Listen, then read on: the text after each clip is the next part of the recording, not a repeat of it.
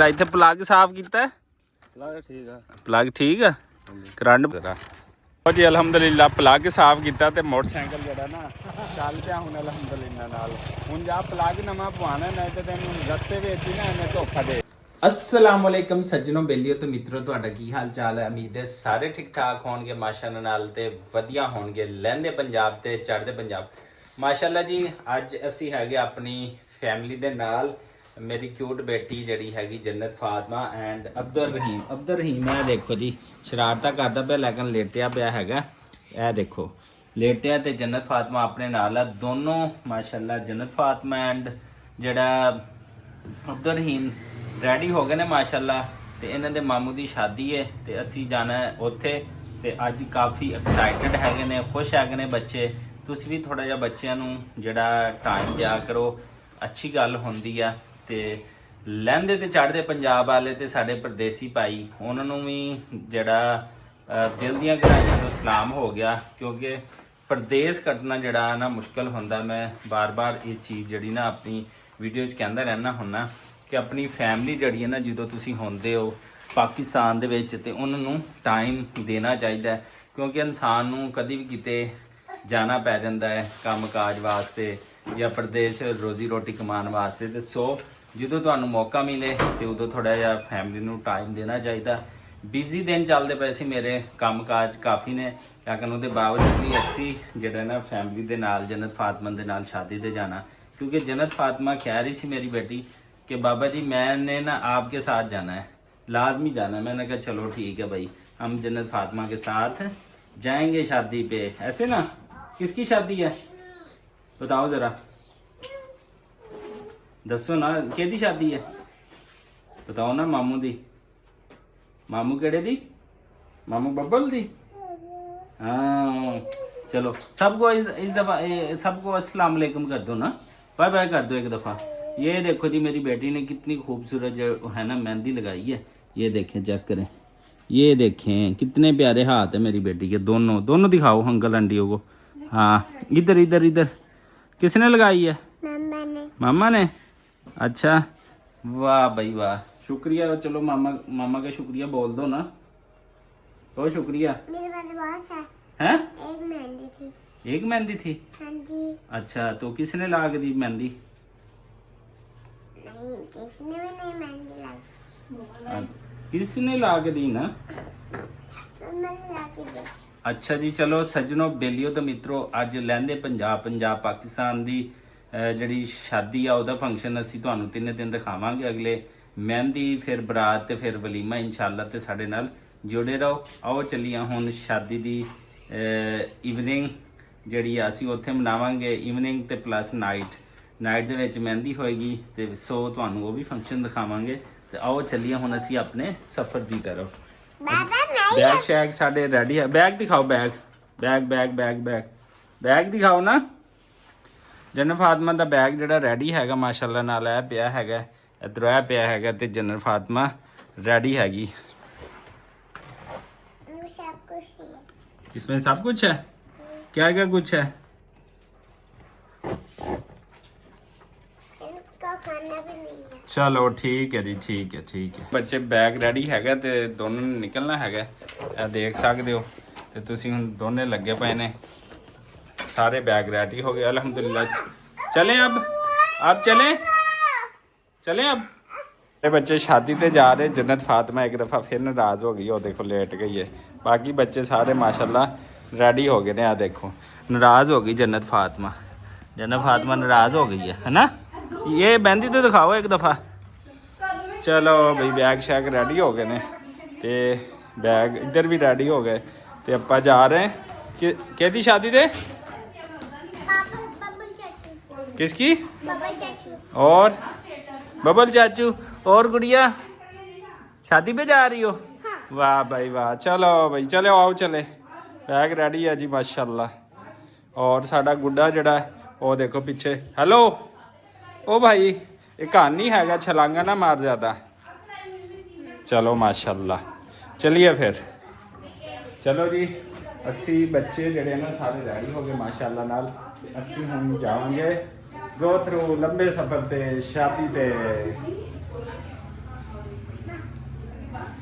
ਅਲਹਮਦੁਲਿਲਾ ਆਪਾਂ ਬਕਾਇਦਾ ਤੌਰ ਤੇ ਪਹੁੰਚ ਗਏ ਹਾਂ ਜਿੱਥੇ ਸ਼ਾਦੀ ਹੈਗੀ ਅਲਹਮਦੁਲਿਲਾ ਨਾਲ ਮਹਿੰਦੀ ਦਾ ਫੰਕਸ਼ਨ ਹੈ ਅੱਜ ਤੇ ਆਪਾਂ ਉੱਥੇ ਪਹੁੰਚ ਗਏ ਹੈਗੇ ਆ ਦੇਖੋ ਜੀ ਰੰਗ ਬਰੰਗੀਆਂ ਲਾਈਟਾਂ ਜਿਹੜੀਆਂ ਨਾ ਉਹ ਲੱਗ ਗਈਆਂ ਨੇ ਤੇ ਇੰਤਜ਼ਾਮ ਪੂਰੇ ਨੇ ਅਲਹਮਦੁਲਿਲਾ ਤੇ ਬੱਚੇ ਵੀ ਜਿਹੜੇ ਜਮ੍ਹਾਂ ਹੋਣੇ ਸ਼ੁਰੂ ਹੋ ਗਏ ਬਾਕੀ ਜੋ ਵੀ ਚੀਜ਼ਾਂ ਹੋਣਗੀਆਂ ਇਨਸ਼ਾਅੱਲਾ ਤੁਹਾਨੂੰ ਦਿਖਾਵਾਂਗੇ ਤੇ ਬੱਚੇ ਜਿਹੜੇ ਆ ਨਾ ਇਹ ਵੀ ਆ ਦੇਖੋ ਢੋਲ ਢਮੱਕੇ ਵਾਸਤੇ ਹਾਜ਼ਰ ਹੋ ਗਏ ਨੇ ਤੇ ਜੋ ਵੀ ਫੰਕਸ਼ਨ ਹੋਏਗਾ ਸ਼ਾਦੀ ਦਾ ਉਹ ਤੁਹਾਨੂੰ ਅਸੀਂ ਸਾਰਾ ਦਿਖਾਵਾਂਗੇ ਮਾਸ਼ਾਅੱਲਾ ਜੀ ਇੱਧਰ ਇੰਤਜ਼ਾਮਾਤ ਨੇ ਇੰਤਜ਼ਾਮਾਤ ਸ਼ੁਰੂ ਨੇ ਮਹਿੰਦੀ ਵਾਸਤੇ ਦੇਖੋ ਸਟੇਜ ਸਜ ਗਿਆ ਹੈਗਾ ਮਹਿੰਦੀ ਕੀ ਇਹ ਰਾਤ ਲਓ ਜੀ ਮਾਸ਼ਾਅੱਲਾ ਅਲਹਮਦੁਲਿਲਾ ਸਟੇਜ ਜਿਹੜਾ ਨਾ ਸਜ ਗਿਆ ਹੈਗਾ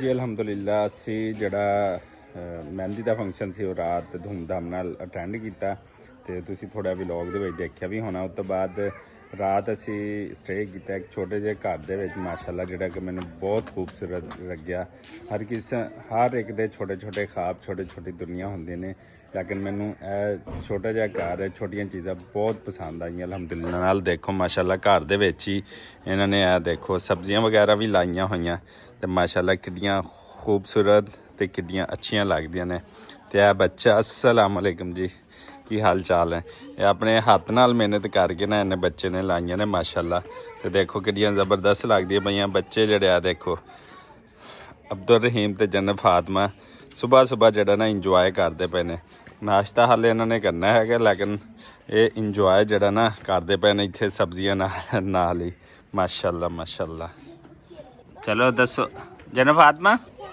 ਹੈਲੋ